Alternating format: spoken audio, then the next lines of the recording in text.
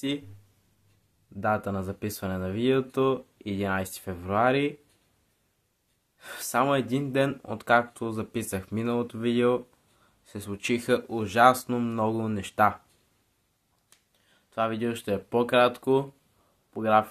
По график не трябваше да има видео, но ще има заради многото спекулации и заради напрежението в ЦСК, което в последните дни само се натрупва все повече. Ще започнем директно. Започваме това за Александър Томаш. Няма пак да ви обяснявам. В минало мое видео ви казах, че аз съм категоричен зад Александър Томаш. Може да се върнете и да изгледате миналото видео в канала. А пък в последно време много чета новини за Валдас Дамбраускас, бивш треньор на Лудогорец. Доста добър според мен, но защо ще се връща в България? Може би заради парите, предполагам. ЦСК в последно време са познати с доброто плащане на заплати.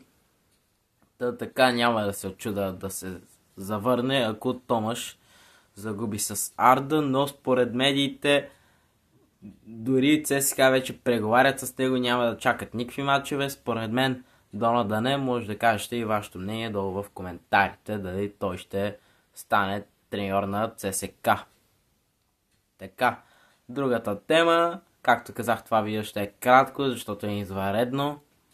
Другата тема, новия спортен директор на ЦСКА, който все още не е обявен. Надявах се да го обявят още вчера, дори преди да съм качил видеото. Но това нещо не се случи и спекулациите са за спортния директор, бившия вече спортен директор на Ботев Пловдив според медиите, Артур Платек.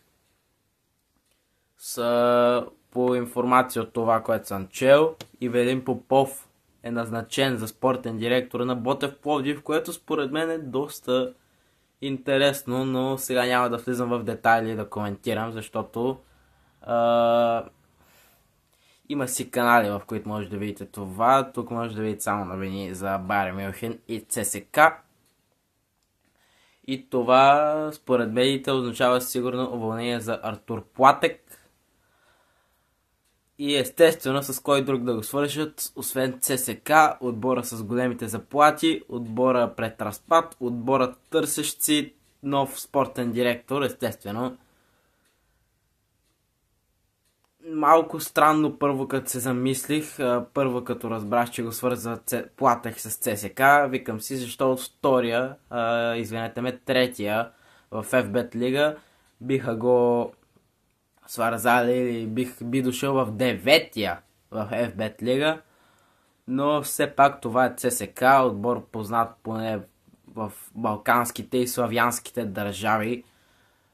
Познавам хора и от други държави извън България, да знаят си ЦСКА, но предполагам, че това е от никакво значение спрямо парите, които ЦСКА предлага в последно време.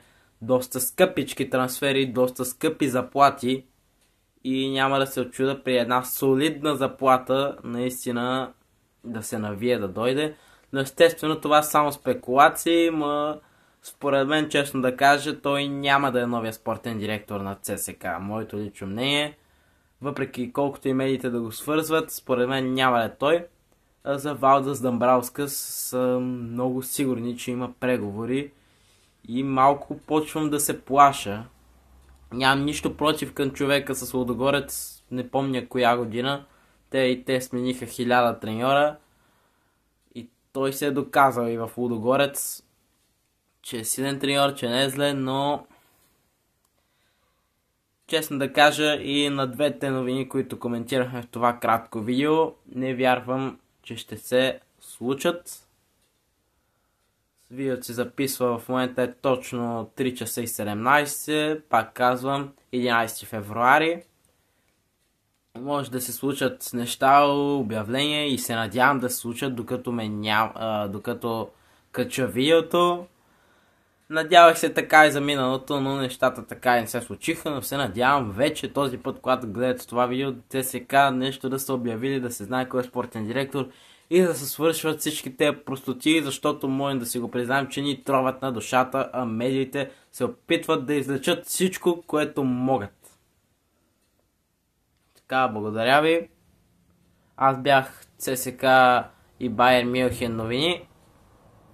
Виждаме се утре, когато ще коментираме преди сблъсъка Байер Мюнхен с Селтик.